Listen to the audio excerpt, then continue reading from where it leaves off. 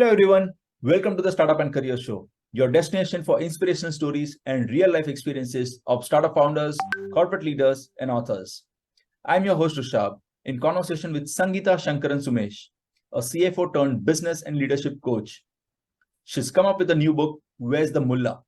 A toolkit for financial growth hacking that enables business profitability. Welcome, Sangeeta, to the show. Thank you. Thank you, Rishabh. So, Sangeeta, you've been a financial professional all these years. So, can you talk about your professional journey to begin with? Yes, sure. So I've been in the corporate world for more than 25 years, and my latest position was as the CFO in Dun & Bradstreet Technologies.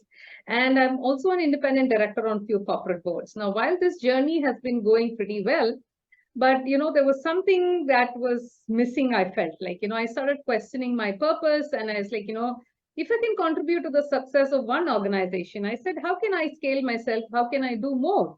So it was just that I was, toying with this thought.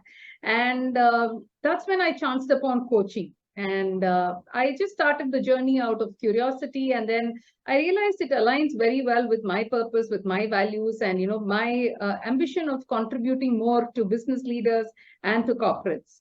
So that's when I realized, it'll be great if I can, combine my finance background, my leadership experience, and coaching skills. And I said, how can I contribute to the growth of businesses? So that was my starting point, I would say.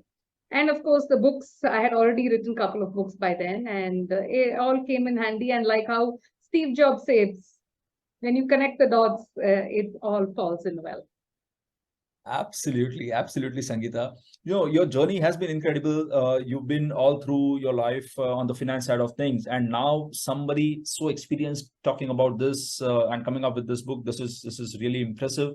But now that you've written this book, right, and I must say it's a quite holistic one from a business standpoint, right, and why everybody, irrespective of the department, needs to understand the finance, right. So for our listeners, wanted to ask you about the business wheel upon which the whole book has been based. Yes. So, like imagine there's a huge long truck with about 8 wheels, right? And for this truck to move ahead, to propel itself and accelerate, all the wheels have to be in sync with each other. And even if one of them do not function properly, then obviously the truck faces challenges in moving ahead. And I say a business is no different, right? So if all the departments of the business do not function, or even any one of them do not function properly or not in sync, then it becomes a challenge for the business to propel ahead. And that is why I say, like, businesses need to pivot on finance, especially if they want to grow their business profitably. The business must know how to pivot on finance, each of the functions of the business.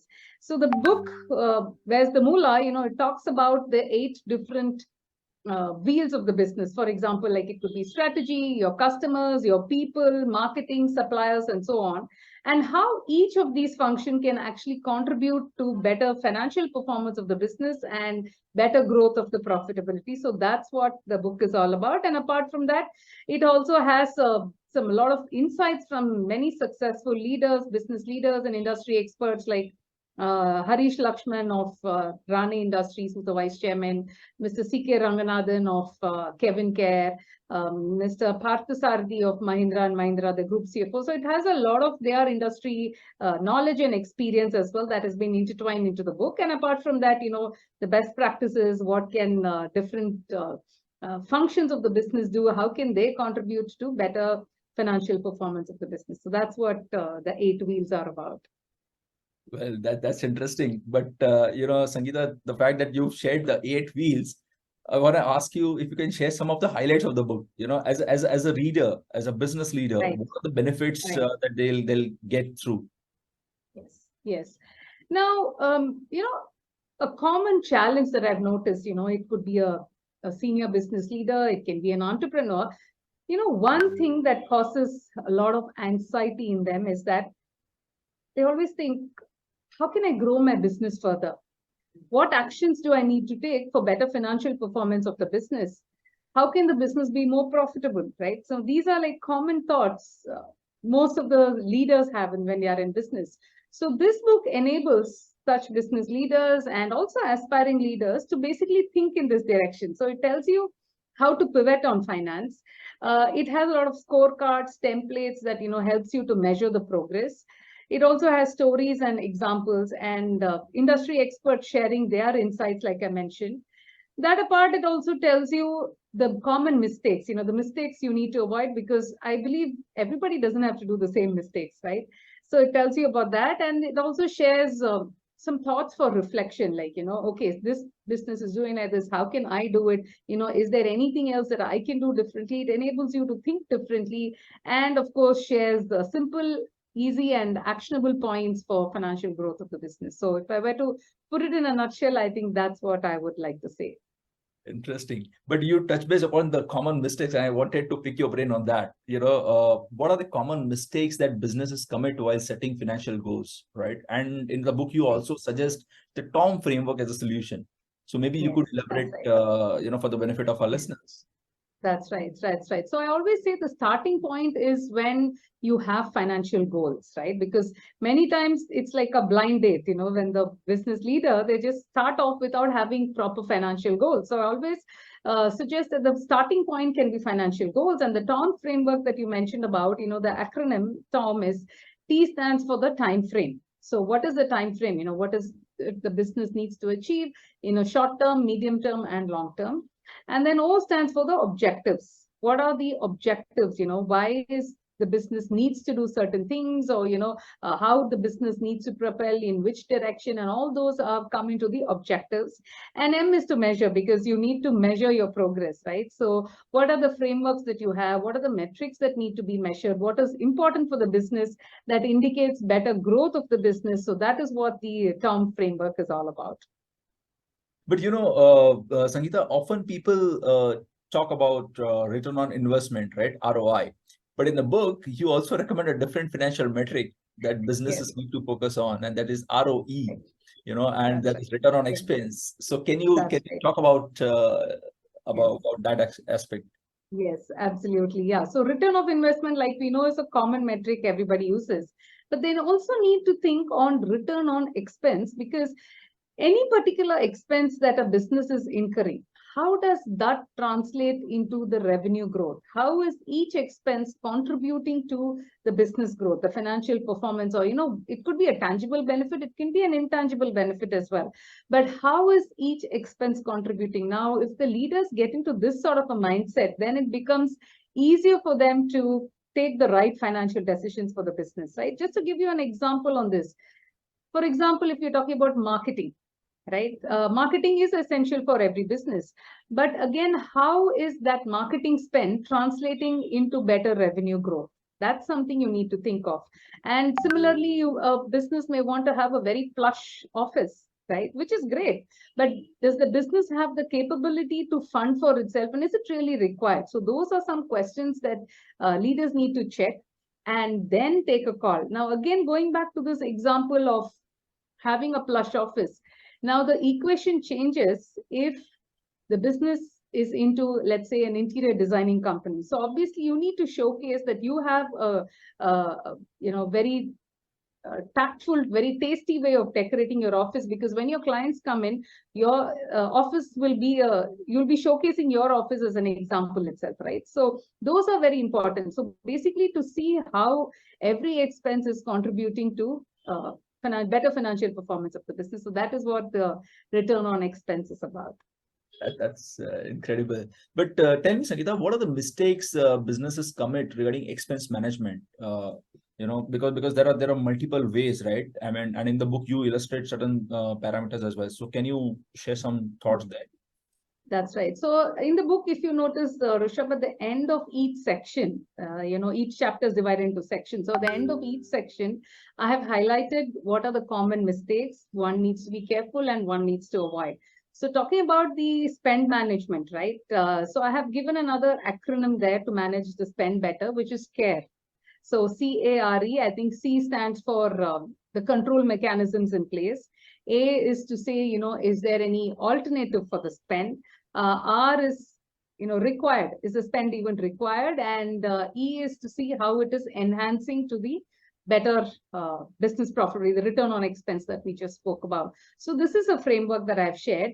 And based on this, I have also given, what are the pitfalls one needs to be careful, one needs to avoid, so that everybody doesn't have to do the same mistakes, right? And then be careful of every little thing, every financial decision that you take. Now, another thing that I tell most business leaders is that every decision that they make will have a financial repercussion on the business.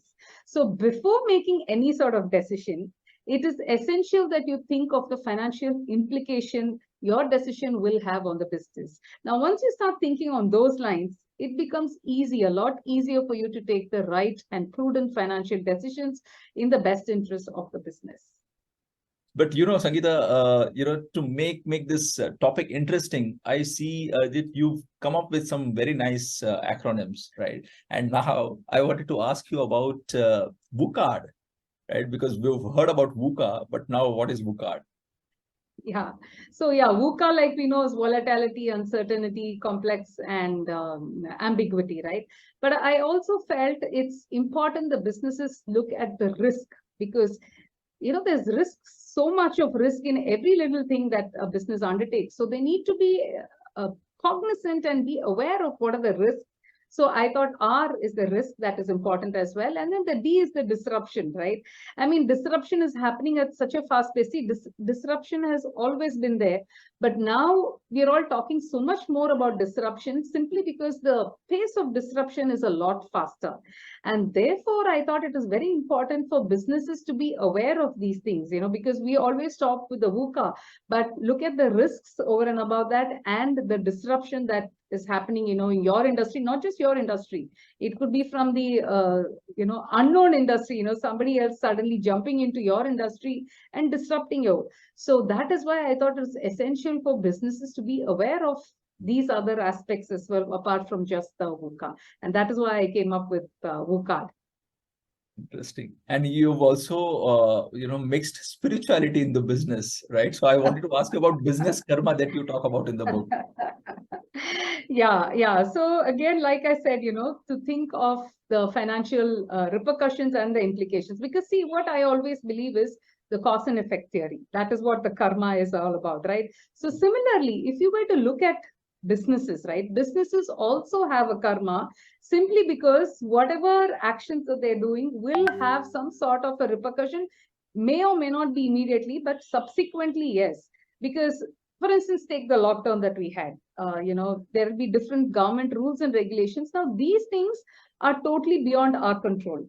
But there are things that are well within your control, which is what you need to look at while managing a business. So that is why I wanted to stress on the importance of the business karma. So just to give you some examples, right?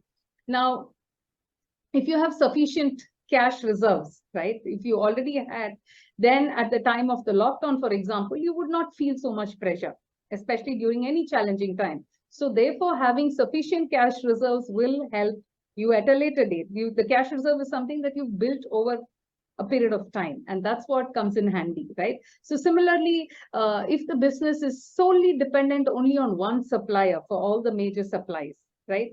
Then, and if the supplier goes kaput for whatever reasons, then your business gets impacted. So these are things that one needs to be aware of while taking business decisions. What sort of backups? So similarly for your customers, if you are always reliant only upon one major customer, and if this customer decides to move out from your business, then again your business gets impacted. So that is why I talk about the karma, because then it becomes easier for people to relate as well, and then they tend to pause, think, and see, hey, what can I do? How can I get better? What will be the repercussion the business will have? What will be the financial implication on my business? So that is exactly why I thought I'll coin it as business karma. Interesting. But while I was going through the book, there was another concept that you talk about, right? And that's about fake steak syndrome. So can you help us understand that as well? Yes. So this was actually like a real life thing that happened to me, and that's what I thought I should highlight in the book as well. Now, I had met a very successful business person, and he wanted to meet me one day. So he just said, can we meet up for coffee? So I said, yeah, no worries. So when we met, he wasn't coming to the point. He was just beating around the bush. But I knew there was something bothering me, because being a coach, I realized that there was some sense of pain that he had. The voice had a bit of despair. So I was just wondering. And so I started probing further. And as the conversation progressed, he confessed the truth. Now, he said, can you help me connect with an investor? So I was quite surprised, because business was running quite successfully, and I was quite surprised to hear it from him. Now, as we progressed again and I started probing further, I realized he had persistent cash flow issues. Now, that's when he admitted that, although the business was running very successfully for more than a decade, there was cash flow issue for him month after month. And because of this, he was having sleepless nights. He was wondering, how can I even pay my salaries on time? Now, that was obviously very emotionally disturbing for him, because he felt this issue he could not discuss with his spouse or children or even his employees or his friends, because, he had built the image of being such a successful entrepreneur, such a successful business. So then when, I started digging and asking him all of this, he started to pour his hearts out, and then he started feeling a lot lighter. So that's when, I was trying to get into the conversation to him, for him to be aware of, the importance of knowing finance and understanding it, because he was a techie, and, he said, I never pay attention to the finance matters of the business. So that is when I say, businesses have to be very cautious, and business leaders and entrepreneurs have to ensure they do not fall a prey to the fake stake syndrome. Now, what is the fake stake syndrome? In this example that I gave you, he wanted investors. And why did he want investors to come? Because he thought they will flush the business with extra cash. Whereas in his business, that was not really the case, because I always say it's important for the businesses, especially when they have cash flow issues, to get to the root cause. And therefore, I wanted him to be aware of it and to see what was the root cause. So as our coaching conversation progressed, there were many things that were uncovered. And the end of it, I realized that, a new investor would mean he would solve the cash flow problem, but that would be temporary unless he goes to the root causes and fixes it, right? So therefore, he realized he needs to get to the root cause and then fix that. And he needs to have a better system of working capital management. And also he realized that his revenue model wasn't right. So, there was a mix of all of this, which is what was leading to his cash flow issues. And he thought an investor would come in and make his life easier, but that's not what it is. So before people approach investors and asking for extra cash, it would be good if they could, check for the fake stake syndrome. Is it like, just a temporary thing that they want to partake with and get the money in? Or is there something really not right in their business? So that is what I wanted to caution businesses about. Wow. Wow. And thanks for sharing this, Sangeeta, because this is, and this impacts so many people, right? And it not only impacts just on the business side of things, but also on the personal side of things. And then therefore, I wanted to ask you with respect to that, because you beautifully talk about bucketing principle in the book, so how it can be used for business finance or as well as personal finance as well. Yes. Yeah. So the bucketing principle can be used by both businesses or even, people when they want to manage their personal money better, So I say the bucketing principle consists of mainly two main buckets. And what are they? It is the non-negotiable bucket and the negotiable bucket. So as the name says, what is basically negotiable and what is not negotiable. So, and then there are further buckets under this. So what are they? Like, if you look at the non-negotiable bucket, the first one I would call is the uncompromising bucket. Now, like the name suggests, these are expenses where you cannot compromise. So to give you an example, in the case of a business, you cannot compromise on the salaries of your employees. You cannot compromise on repaying the loan, right? And similarly, in your personal front, it could be like you need to buy your groceries. You probably, if you're living in a rented place, you need to pay for your housing, right? Your rentals, whatever. So those are things that you cannot compromise, right? So that's the uncompromising bucket. And then comes the sentimental bucket. Now, we're all humans end of the day, right? So we are sentimental about certain things. So in case for business, it could be like, for instance, paying ex gratia to an employee who served you for a long time and you want to reward somebody for an exceptional performance. It could be that. Similarly, in your personal front, it could be, let's say, your mother's milestone birthday, right? So these are things you don't want to really compromise on, right? So that becomes your sentimental bucket. And then you have your investment bucket.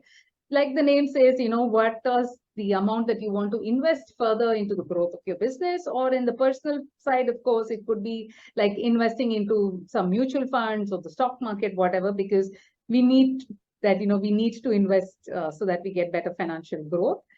The fourth one under this is the return on expense bucket, which I think we already spoke about. And the example I think I already shared was, it could be like a marketing expense. And then in the personal front, for instance, it could be like you want to invest in your higher education, right? For instance. And so what is the return that you'll get by undertaking a new course? Is it really going to help you in the growth of your career? That's something you can check about. The fifth one is the timing bucket, right? So what is the timing bucket? Things that you cannot postpone, like your statutory obligation, right? So be it a business or personal, the taxes that you have to pay, it's not negotiable, and neither is the timing negotiable. So that's what the timing bucket is about. So now let's look at the negotiable bucket. So what is there in the negotiable bucket? Again, some more classifications here. So one is the compromise bucket. The compromise bucket is like expenses that you could compromise on, not that you necessarily have to incur. For example, the best thing would be on travel, right? Now, earlier, every meeting we used to travel, right? But now with the virtual world, the world itself is shrunk. So is there a way that you can do away with this cost? Because you could compromise at the same time, you're connecting virtually, right? Yeah. So, and similarly on a personal, it could be like a holiday, like, may not be the best time for you to go on a vacation right now. If you're pressed for cash, you can always say, hey, I'll do it next quarter, for example, right? So that is one. The second one here would be the extravagant bucket, like, so that is like spending on things that denote luxury, like having a branded watch or, the high-end mobile when you can't really afford it, right? So that becomes crucial. I'm not saying you should not, but you should have the financial prudence to know when to invest, and when to procure such things. So that is the extravagant bucket. Then comes the cheat bucket. The cheat bucket is like, the common thing, especially at the start of every year. What do we do? Hey, I'm going to lose some X kgs this year, and therefore I'm going to go and sign up for my gym membership. And then what happens? We just go for like, a week or 10 days, and then boom, that expense is just gone. So beware of your cheat bucket. Similarly, in a business, it could be some subscriptions or other club memberships, for example, which one needs to be watchful of. And then the fourth one would be your alternate bucket. Now, just to compare what are the options, right? Is there another vendor who's offering me at a better rate, a better quality, better features? So it's always good to compare before spending an amount. And the last one here would be the delay bucket. Like, now we live in a world of instant gratification. So is there a way that we can wait and, just postpone the expense by a few, maybe even next month, or after 6 months, maybe after a year? Is that okay? Do I really have the patience to wait for it? Or is it that an emergency that I need to get it right now? So just that by delaying, sometimes the human mind, just tricks you. And it helps you to say, hey, yeah, actually, I don't need it. You may think that it's so important today, but after a week, you may say, hey, you know what? I don't think I need to be. And, it helps you stops you from becoming a prey to impulsive decisions. So those were the negotiable and non-negotiable buckets. Wow, that's pretty interesting, because you've simplified these many areas, right? I mean, how to go about with expense management. But, Sangeeta, I also noticed that you mentioned about the organization culture in the book. Now, how would you link that with profit growth? And I wanted to ask you, because not many finance professionals talk about setting up right culture in the team, because they think this is an HR job in a way, right? So I wanted to have your perspective on this. Yes, thanks for highlighting that. So this is because of my coaching background, I mean, I think finance and coaching together has given me a beautiful blend where, financially you're looking at the numbers, and, the coaching has helped me look at it from a human perspective. And I believe that end of the day, we're all human beings, right? So that aspect is so important. And that is why, I wanted to highlight the importance of culture, because, if you look at most corporates, people look at finance totally different and the HR function totally different. But hey, like I said in the beginning, we are all part of the entire business, and each function contributes so effectively and efficiently for the growth. So if you want your business to grow, you need to focus on the people aspect, because I say it's your people are the ones who actually make your business. They make or break it, right? So you need to factor in the importance for your people, and therefore it's so essential to have the right culture within each organization. I say it's HP for HP. That is nothing but high performance for high profits. And the high performance is brought in by your people. And the people are driven by the culture in your organization. And therefore, that's what makes it very, very important to focus on the culture, the right culture within the teams, within your entire organization, because that's what will lead for your business to grow, especially better financial performance. Like, let me share a little example that happened in a client's, it was a multinational.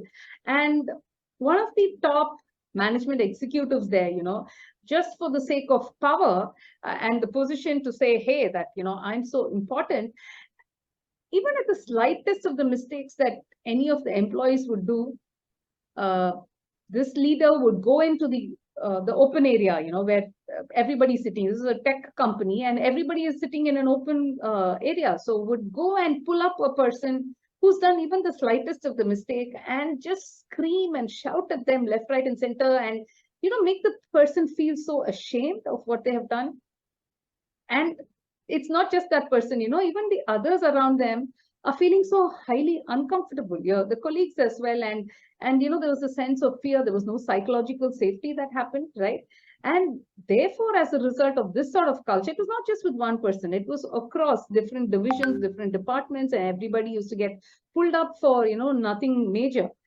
And this sort of culture that was prevalent in the organization, and therefore it impacted the attrition. People started leaving the organization very, very quickly because they did not want to work with such a leader, right? And this, looking at an alarming attrition rate, it went to their global headquarters, and then they started probing and then finding out why is it suddenly like so many people, it was like a mass thing that people were quitting the organization. And that's when they realized that the culture was not right. So, I always say, when you appreciate somebody, you do it open in the public because everybody feels good about it. But if you want to critique somebody, however big or however small the mistake can be, do it privately, take them to a cabin or a meeting room, and then you can always talk to them. And, people are also more open, and they accept that feedback a lot better. So, therefore, that's why I want to insist on the importance of culture, what sort of culture that each business is building there. And that is going to help your business to grow better, because people, are the ones who contribute to your business. True, true. So, Sangeeta, I think this is very important, and thanks for putting this across as well in the book, because people will not expect this part of the story to be covered in a finance book, so to speak, right? So, thanks for that. But so that's why I say the book pivots on finance, right? And how every function can contribute successfully for better financial performance. Absolutely, absolutely. But Sangeeta, you've been on finance side of things all your life. So I wanted to ask you, how should startups pitch to their potential investors? Because this is the most common question, right? And the investors feel that the startups are not ready, or they've not come prepared. The startups feel that we've given everything. So any mantra that you suggest? Yes. So this has a mantra again, and the mantra or the acronym is pitch. So it becomes easy, right? Pitch for pitch, right? So what does the P stand for? So, when you're going to an investor and highlighting and showcasing your business, I would urge the startup founders to, ensure that you're covering on each of these 5 aspects. So which is, the P stands for the problem. What is the problem your business is solving, right? So highlight that. That is the P. Then I is your investment that's required. Now, what are you going to do with the amount the investor is going to put in, right? How are you going to effectively utilize that amount in the growth of your business? How are you going to scale your business with the amount of investment that you're getting? T stands for your team composition. Who are the co-founders? Who are the significant people in your team? Do you have any mentors? Are you working with any coach? Is there any industry experts? Who was there in your board? Do you have a board of advisors? So on and so forth. That will add value to the investors, because they'll also feel comfortable that saying, hey, yeah, this is a well thought of business. So that is the T. C is your customer and your market strategy. How are you planning to get your customer database? How are you going to grow your customers? What is your go-to-market strategy, right? How are you going to scale from where you are to where you want to be in the business in the next couple of years? So talk about that. And then H is your high-level numbers, right? How is the financial performance of your business been in the past? How is it at present? How do you forecast it? What sort of projections do you have? What sort of margins are you planning to make? How will the investor, get their 2x, 3x, 5x that they want? So talk about all the numbers. So by following this framework, you will be able to convey your message effectively to your investors, and they will also hopefully feel impressed, and it'll enable them to take the right decision of investing into your company. So I thought it'll be good, since it's a startup show, it'll be good for people to utilize this framework. And I've mentioned it in the book as well. Yeah. This is really helpful because it is very concise as well, right? It is not very long, and to grab someone's attention for so long is also not easy, right? So I think this is a very simple framework, so to speak. And easy to remember as well. Yeah, absolutely. Because no such startup founder can forget this word, Yes. right? Pitch. Yeah. Interesting. Yeah. But Sangeeta, it's been great that we have spoken for about half an hour on this topic. But before you leave, I wanted to ask you if you can share some of the tips from the book that will help business leaders and entrepreneurs to make financially prudent business decisions. Right. So I would urge them to focus on three important things from a finance perspective. So one is your financial dashboard, where, at one glance, you look at it, you will know at a high level how the business is performing, right? So you will know, for instance, how are your top customers, how are they contributing to your top line, how is your gross margin, your vertical wise profitability, for instance, how is your cash position, and so on. So whatever is important for the business from a finance perspective, ensure it's there in the finance dashboard and look at that. The second one would be to look at the financial efficiencies in the business. What do I mean by that? Now, whatever amount that's been invested in each operation of the business, how is it yielding revenue? So look at it from a financial efficiency perspective. And the third one would be your financial metrics, right? What are the key metrics that you need to focus on that's contributing to better profitability, better growth, right? It can be like margin per customer, for example, or it can be like revenue per employee if you're a headcount heavy organization, or it could be like your debtors turnover, your cash collection, so on and so forth, whatever is so important for your business. So look at your financial dashboard, your financial efficiencies, and the financial metrics. And again, I would like to re-emphasize to think about the financial implication on the business before making any decision. So by looking at these three at a high level from a finance perspective, the business is well covered. Well, on that note, Sangeeta, thank you very much for taking out time today with us. I think it was a great conversation.